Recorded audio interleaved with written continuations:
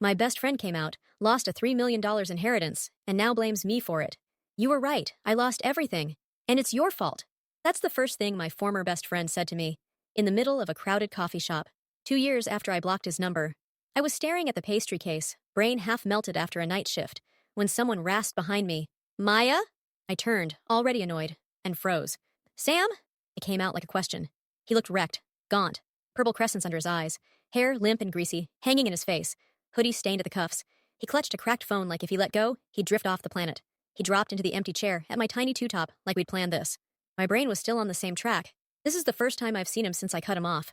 When he blurted, You were right, my life is ruined. My hand actually shook around my coffee cup. For 2 years, the only place I'd heard his voice was inside my own head, replaying our last fight, rewriting a dozen versions where I didn't hang up, didn't block his number, didn't pick myself. Now the guy who used to send me 2 a.m. memes and voice notes was sitting across from me, looking like a ghost. Hi, I managed. Okay, hi. He laughed once, sharp and ugly. That's it? Hi?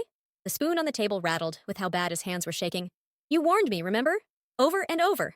Plan first, save money, be smart. Then you walked away. And everything you said would happen. Happened. Each word landed like a stone in my stomach.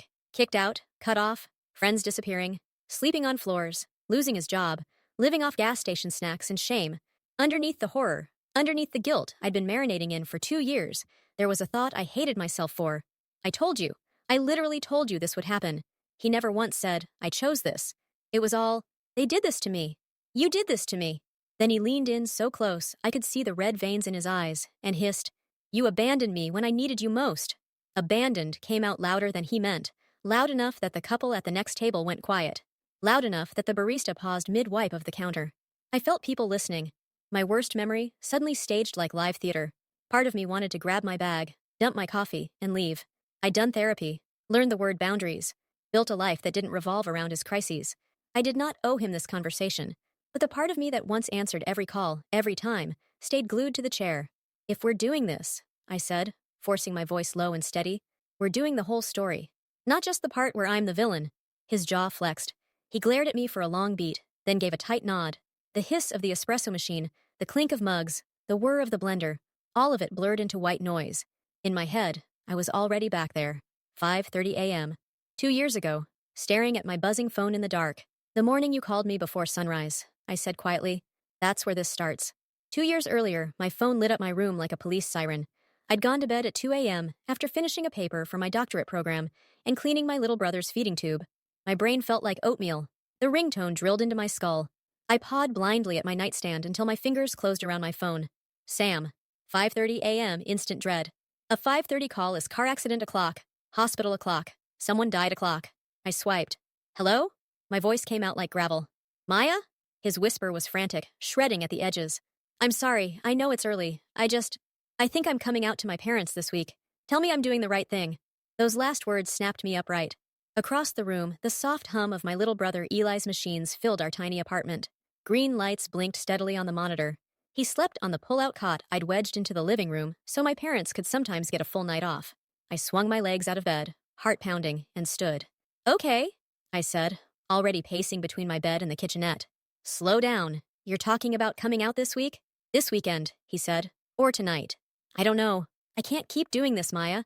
I can't keep being their perfect grandson while they joke about people like me at the dinner table. Just tell me I'm doing the right thing. Please. We danced around this in 100 late-night conversations. Him venting, me saying, let's plan, let's be smart. But this sounded final, like he'd already jumped and wanted me to yell, You'll be fine, on the way down. Sam, I said carefully, if you come out right now, you know what's going to happen. I know, he whispered. Do you? I pressed. Because your grandfather has literally said he'd cut any deviant out of the will. That's $2.5 million, minimum, gone. Silence. Your parents live in his guest house, I went on, stomach twisting. He pays your health insurance through that lab job. If he decides you're disrespecting the family, you could lose your housing, your job, your insurance, all at once. I know, he said again. But now it sounded like a plea, not certainty. Sam, you have no savings, I said, hating the words even as I said them.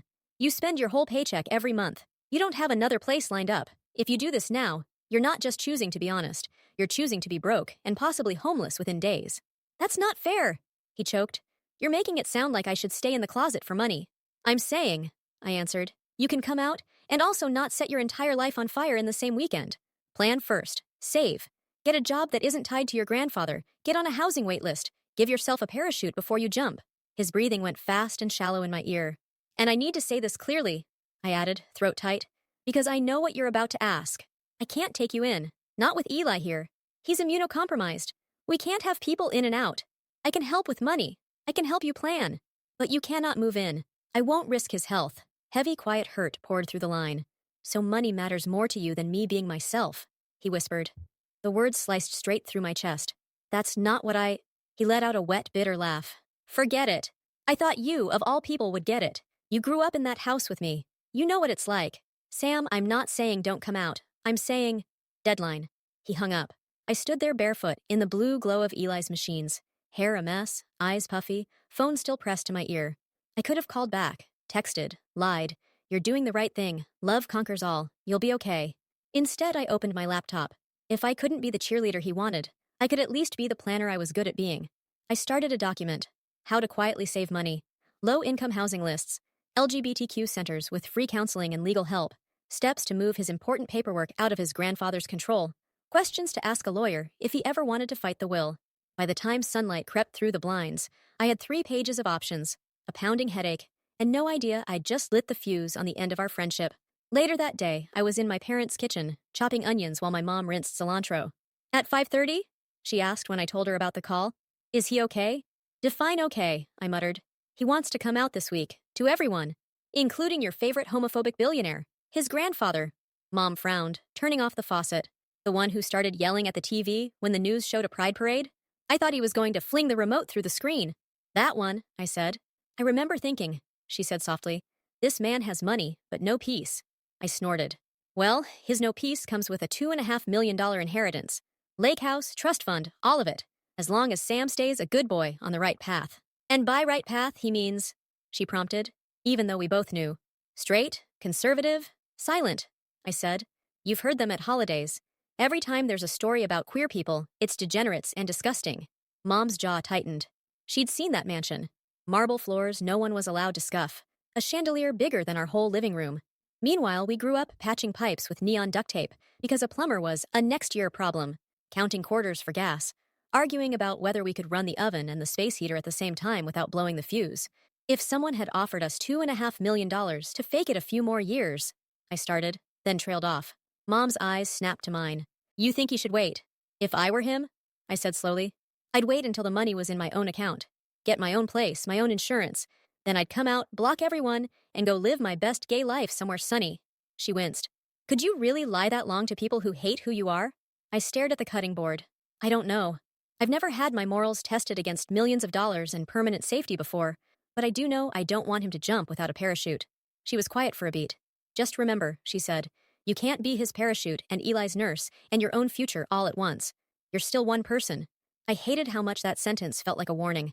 That night, after Eli was settled and the dishes were done, I sat at my tiny desk and wrote the most careful email of my life. Hey, Sam. I've been thinking about our call. I told him I believed he deserved to live openly and be loved for who he is. I acknowledged how suffocating that house was. Then I laid out the fallout he already knew was coming. Money, housing, health insurance, and attached every resource I'd found. I told him I'd help him quietly gather his documents, that if he ever needed to move suddenly, I'd pay a month of rent on a cheap studio so he'd have a place to land. And I repeated the thing I knew he hated. I can't have you move in with me. Eli's health comes first. I'm saying all this because I care about you, I wrote, and I don't want you hurt more than you already are. My finger hovered over send so long my hand cramped. If I softened it, if I said, everything will be okay, just jump, would that actually help him? Or would it just make me feel less like the bad guy? I hit send. The email whooshed off into the void. I didn't know it was going to come screaming back at me an hour later. I was back in my parents' kitchen, hands covered in flour, helping Mom roll out empanada dough. My teenage sister, Luna, sat at the table, half helping, half scrolling TikTok and stealing cheese. My phone buzzed on the counter. Can someone get that? I asked. Speaker, my hands are gross. Luna snatched it up. It's Sam, she said, swiping. You're on speaker. Maya's dough hands. Good, Sam snapped. His voice blasted through the room so loud, Mom flinched. Maybe this way she'll actually listen instead of typing another spreadsheet about my life. My stomach dropped. Sam, what's going on? What's going on? He shouted. is that I just read your little manifesto. You sound like a robot, Maya. Here are some resources. Here are some cheap apartments. Sorry, I care more about my sick brother than your basic existence as a human being. Mom's eyes flew to mine. Luna's eyebrows shot up. That's not what I said, I protested, heat rushing up my neck. Did you read the part where I offered to pay your first month's rent? Or, you told me not to come out, he cut in. You told me to shut up and play nice so I don't lose the money. You care more about my inheritance than my sanity. That's transphobic, Maya. I didn't think you were like them, but you are. Hey, Luna snapped. Do not talk to her like that. Who is that? He demanded. My sister, I said. And you're on speaker at my parents' house. Calm down. He let out a high, bitter laugh. Of course you're with your precious family. Is the brat there too? The room went dead silent. Excuse me? Mom said, voice like ice. The brat, Sam repeated. Your little charity case. The one you put above everyone else. He's not your kid, Maya. Why are you so obsessed with him? You're sacrificing our friendship for a sick kid who isn't even... My vision tunneled. I ripped off my apron, flour puffing into the air, and snatched the phone out of Luna's hand. Stop, I said, my voice shaking. You do not talk about Eli like that, ever. Do you hear me? Wow, he breathed. I finally hit a nerve. You never get mad when I dump on myself, but the second I mention your perfect little... I'm hanging up, I cut in. If you want a real conversation where you're not screaming and insulting my brother, we can try later, but not like this. You're abandoning me, he spat, just like them. I hope you're happy with your normal little life while I suffocate. The line went dead. No one moved for a full 5 seconds. Then Luna slammed the phone onto the counter so hard, the screen lit up again. What is wrong with him? She said, breathing hard. Why do you let him talk to you like that? Mom squeezed my elbow, eyes full of anger and worry. I don't know, I said automatically. But I did. I just hadn't wanted to look at it. Because that stupid broken call, Sam screaming on speaker, while empanada dough dried on my hands, was the moment the question finally burned through. Was I actually being a good friend? Or was I just burning my life down to keep someone else warm? That night, back in my apartment, I opened my laptop and scrolled through our old messages. The pattern hit me like a slap. His texts. I'm freaking out. Call me now. You're the only one who understands. Mine. Walls of replies. Long, late-night calls. Practical plans he never followed. And the few times I texted him, rough day, Eli's in the hospital again. I'm exhausted. Eye surgery tomorrow, nervous. His replies were always some version of, that sucks. Anyway, followed immediately by another emergency of his. I thought about the list Luna rattled off later. Missing her birthday escape room because he got dumped and couldn't be alone. Leaving a New Year's Eve party before midnight to sit with him in a bar. Skipping my graduation dinner to help him move because he didn't want strangers touching his stuff. Having my dad almost get written up to drive me to eye surgery because Sam didn't feel like dealing with traffic. I'd called it loyalty. It looked a lot more like self-erasure. I opened a new email. Sam, I typed, and the words finally poured out. I told him I cared about him, but I couldn't be his 24/7 therapist, his emergency housing, his financial backup plan, and his punching bag when I didn't agree with him. That calling my disabled little brother a brat crossed a line I would never excuse. I told him I needed space. For my sanity. For my family. For the life I was drowning in without realizing it. I can't be your only lifeline, I wrote. I have responsibilities here. I can't keep setting myself on fire to keep you warm. With my heart pounding so hard I could hear it, I clicked send. Then I blocked his number. For the first time in years, the buzzing weight of him fell off my shoulders. For months we didn't speak. I poured all that reclaimed energy into the life I'd been neglecting. I took on extra shifts at the hospital. My manager pulled me aside one day. You're basically already doing the work. We should pay you for it. I got a promotion. The raise wasn't huge, but I could finally breathe.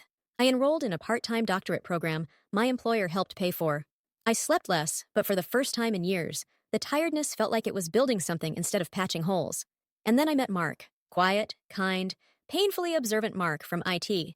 He remembered Eli's name the first time I mentioned him, remembered his favorite space documentaries, noticed when I switched shampoos because you smell like coconut instead of citrus. Months later, curled up on my couch, with Netflix asking if we were still watching, I finally told him the whole messy story about Sam. He listened without interrupting. When I finished, he didn't say, wow, what a jerk, or you were right, or you were wrong. He said, you know you can love someone and still not be responsible for saving them, right? I didn't respond, but the words lodged somewhere deep. Life moved forward. For a while, Sam disappeared. Until one day, almost a year later, I broke my own rule. On my lunch break, slurping instant ramen in the hospital break room, I typed his name into Instagram. His profile was still public. At the top was a new selfie in front of a small nondescript house. His car was crammed full of trash bags and boxes, a lamp sticking awkwardly out of the back seat window. The caption read, "New chapter, came out, got kicked out. If you don't support the real me, you don't need to be in my life." My stomach dropped. He'd done exactly what I'd begged him not to do. Cold, impulsive, no backup plan. My thumb hovered over the message button. "Are you okay? Do you have somewhere to stay?" Then I remembered him calling Eli a brat, calling me transphobic, telling me I cared more about his inheritance than his sanity. My hand fell away. I locked my phone. Life kept moving. I got another raise. My doctorate progressed. Eli's health stabilized enough that my parents could sleep through the night more often. Mark proposed on a hiking trail overlooking the city, the sun catching in my hair like some cheesy movie. For one brief second, in the swirl of joy and terror about the future, I wondered where Sam was. Then I pushed the thought away. I wasn't his keeper. And then, 2 years after blocking him, I walked into that coffee shop and saw him. Gaunt, hollow, hands shaking, accusing me of abandoning him, accusing me of ruining his life, accusing me of letting him die while I got promotions and a fiancé. We sat there for over an hour while he unloaded everything. How his grandfather cut him off in the middle of dinner, standing at the head of the long table, and announcing that Sam had made himself a stranger. How he called his lawyer right there and told him to strike Sam from the will. How Sam was given 3 days to get out of the guest house. How his mom slipped him some cash like contraband. How his dad said nothing. He told me about couch surfing, about people who loved posting "my brave friend" selfies, but disappeared when he couldn't stop crying or pay his share of the bills. He told me how his performance tanked at the lab, how they restructured his position, how he told himself he was meant for more than corporate science anyway, right up until his car became his bedroom. "How long were you in the car?" I asked quietly. "On and off," he said, staring at the table. "Couple months. It's amazing how fast you go from authentic and brave to too much work to have around." Each detail hurt to hear, because none of it surprised me. I had pictured almost this exact sequence on that 5:30 a.m. call. "I'm sorry you went through that," I said. And I meant it. No one deserves that. He looked up sharply. "Is that it?" he demanded. He slammed his palm on the table, making our cups jump. "You're sorry? You warned me, you were right, and you're sorry." "I don't know what else you want me to say," I replied, fighting to keep my voice calm. "I can't go back in time. I can't make your grandfather less cruel. I can't make your old friends more loyal. You could have taken me in," he said. "You could have helped. Instead, you blocked me. You left me to die. You knew exactly what would happen if I came out, and you let me lose everything. The money, the house, all of it. For 2 years," I said quietly. "I have replayed that call and asked myself if I should have lied to you, told you it would all work out, told you to jump without a parachute so I wouldn't feel guilty watching you stand on the edge." My chest burned. "Sam, I offered help," I said. "You didn't want the kind of help I could safely give. You wanted my couch, my bank account, my life. I couldn't sacrifice Eli's safety." He scoffed. "You couldn't sacrifice your perfect little routine," he said. "Your shifts, your degrees, your normal little family." "I didn't have a boyfriend when I blocked you," I snapped. "And my perfect little routine was night shifts, grad school, and managing my brother's medical care. That wasn't comfort. That was survival." He opened his mouth like he was about to yell again, then closed it. Something in his face crumpled. "I keep telling people you made me lose the 2.5 million, he muttered, staring at his hands. "It's easier than saying I chose to jump with no parachute and expected you to be the ground." We sat there, staring at each other over cold coffee. "Look," I said, "we can keep talking. I'm willing to, but only if you can hear my side without screaming. I am not going back to being your punching bag, not even for an audience." His jaw worked. Then he exhaled, long and shaky. "Fine," he muttered. "Talk." We moved to a smaller table in the corner, away from obvious eavesdroppers. The cafe noise wrapped around us like static. I walked him through my side again. The 5:30 a.m. call, the email, the speakerphone explosion in my parents' kitchen, the years of being his crisis hotline. "I remember that email," he said eventually, shredding his coffee sleeve.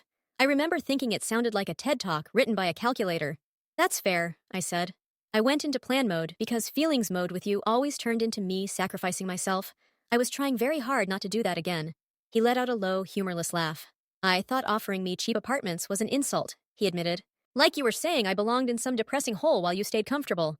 "Sam," I said, "I offered what I could actually pay for." He nodded once, mostly to himself. "I know that now," he said. "Back then I just honestly thought I was above it. Above budgeting. Above roommates. Above starting over." He looked up at me, eyes bloodshot and raw. "I spent my entire life being told I was special," he said quietly. "Gifted. The favorite. The heir. It never occurred to me that consequences applied to me the same way they apply to everybody else. Not until I was brushing my teeth in a Walmart bathroom. For the first time since I'd met him, there wasn't a single joke in his voice. Do you regret coming out when you did? I asked. The question felt dangerous, but it was already out. He inhaled sharply. I watched his throat work. I regret the way I did it, he said finally. I regret thinking it would magically fix everything. I regret not listening when you told me to plan. But I don't regret not living in that house anymore. His fingers tightened around the cup. Every holiday, every dinner, I felt like I was wearing someone else's skin. I was not okay. He swallowed. I thought coming out all at once would make me brave. That if I blew up my life, it would prove I wasn't a coward. My chest ached. Bravery without planning isn't bravery, I said softly. It's just self-destruction with good PR. He huffed out a breath that was almost a laugh. We sat there in the quiet that followed, breathing in sync. I need you to hear something too, I said, because I've carried this guilt like a second spine for 2 years. I warned you about the inheritance. I told you what your grandfather would do. I offered what help I could, and I blocked you after you called my sick little brother a brat. That part was never about money or queerness. That was about respect. He winced, actually flinched. I remember that, he admitted. I was trying to hurt you. It worked. Yeah, I said. It did. I'm sorry, he said, so quietly I almost didn't hear it. The words hung between us like something fragile. No big speech, no performance. Just, I'm sorry. For Sam, that was an earthquake. And I'm sorry you went through what you went through, I replied. I'm not happy I was right. I wish I'd been wrong. I wish your family had shocked us all and chosen you over the money. He stared at his hands for a long time. So what now? He asked eventually. You win. You get to be right and righteous, and I get to be the cautionary tale about how not to come out? That's not what I want, I said. I don't want points. I don't know. For both of us to stop living like this, one fight is the only thing that ever happened. He gave a small, crooked smile. Good luck with that. I studied him. The shaky hands, the sunken cheeks, the way his knee bounced under the table like his body was wired for panic. What do you need now? I asked. Not what do you wish had happened. Not what would make this my fault again. What do you actually need? He stared at his hands like the answer might be written on his knuckles. I need a job, he whispered finally. A real one. Not delivering food until my car dies, or answering phones until I start crying between calls. I need structure, a schedule, something normal, something that pulls me out of the spiral instead of feeding it. Something clicked in my head. My hospital had been desperate to hire lab techs for months. We'd had a banner on the careers page forever. I knew Sam could do the work. He'd been good at it at his grandfather's lab before everything went sideways. But I also knew the danger. Step back into savior mode, and I'd drown with him. So I drew the line before my heart could jump ahead of my brain. I'll refer you, I said slowly, but with conditions. His head snapped up. I held up a hand. Listen all the way through. He nodded warily. I'll pass your resume to HR, I said. I'll vouch for your skills. But that's where my involvement ends. I will not cover for you. I will not be your therapist. I will not be your emergency contact. I will not let you lean on me like before. If you get this job, it's because you show up and do the work, not because I carry you. His pride flashed. You think I'm just going to screw it up again, he muttered. I think you're human, I said. And I think you're used to people cleaning up your messes. I'm not doing that anymore. I can offer a bridge. I am not building a backpack and climbing into your life to carry you across. He sat there, shoulders hunched, breathing shallow. Then, slowly, he nodded. Okay, he said. If you're really willing, I'll send you my resume. It was the first time I'd ever heard him agree to accept help with limits. Email it tonight, I said. If I don't get it by tomorrow, I'll assume you changed your mind. He huffed. You really did get meaner, he said. In a therapist kind of way. I got tired, I answered, and I learned how to not live on fire. He emailed me his resume that night. I forwarded it to HR the next morning with a brief note. Former lab tech, strong skills, rough couple of years, seems focused now. Happy to answer questions about his work. Then I opened a new email to him. Sam, I've sent your resume to our hospital recruiter.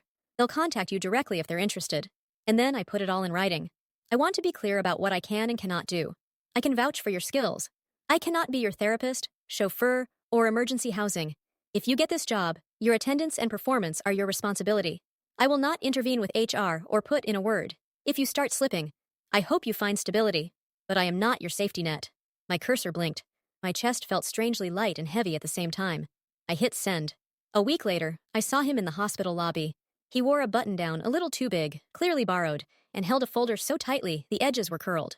He hovered near the reception desk, shifting from foot to foot. Old habits tried to kick in.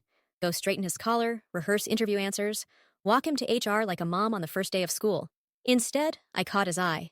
He gave me a small, nervous nod. I nodded back and headed for the elevators. He didn't call out. I didn't turn back. Later that day, our recruiter leaned into my office. Hey, just interviewed your friend Sam. He knows his stuff. There's a big gap in his employment, though. Anything I should know? Family and housing issues, I said. Rough couple of years, but when he has structure and clear expectations, he's solid. Just be upfront about attendance and performance. He does well with clear lines. She nodded. Good to know, thanks. That evening, my phone buzzed. Got the job, thanks, the text said. No emojis, no exclamation points, just 4 words. Congrats, I replied. Remember our boundaries. My thumb hovered over the keyboard, wanting to add, I'm proud of you. I didn't. I put the phone down. He showed up. On time. Every day. Quiet. Focused. For the first time in our entire friendship, he wasn't asking me to drag him. He was learning to walk. We became not quite friends, not enemies, something in between. We nodded in hallways, exchanged the occasional, hey, or how's it going? Nothing heavy, nothing boundary-shattering. Just 2 people who had finally stopped bleeding all over each other. One afternoon, walking past the lab, I overheard 2 texts near the doorway. Sam's solid, one said. Quiet, but he gets things done. Yeah, the other replied. You can tell he's been through some stuff, but he's reliable. A strange warmth bloomed in my chest. Not pride, not ownership, just relief. He was finally building his own life. At a family dinner a few months later, Luna speared a piece of chicken and asked, So, are you and Sam friends again? I pushed peas around my plate. We're something different now, I said. She smirked. That's very therapist of you. I laughed. You're the one who therapist speeched me first, remember? We weren't friends like before. We weren't strangers either. We were 2 people who had survived each other and learned limits. One evening, Mark and I were walking downtown, hand in hand, city lights flickering on around us. We turned the corner, and there it was. The same coffee shop. The scene of the crime. Through the window, I saw people hunched over laptops, couples sharing pastries, a barista drawing a heart in latte foam. The bell over the door chimed as someone walked in. For a moment, I pictured it. Me stepping inside, ordering a drink, texting Sam. Want to talk? We could sit at that same little two-top, resurrect the corpse of our friendship, poke at it, try to autopsy it for more answers than it has. We could reopen every wound, relitigate every decision, drag each other back through the fire. Instead, I tightened my grip on Mark's hand and kept walking. If it helps him make sense of his story to say I made him lose a $2.5 million inheritance, he can keep telling it that way. I know the truth. Some people, you save once. Some people you save from yourself. Some people you let go. And some people you offer a bridge, but you do not carry them across it. That is the line between love and self-destruction. For years, I lived on the wrong side of it. Now, I finally know which side I'm standing on.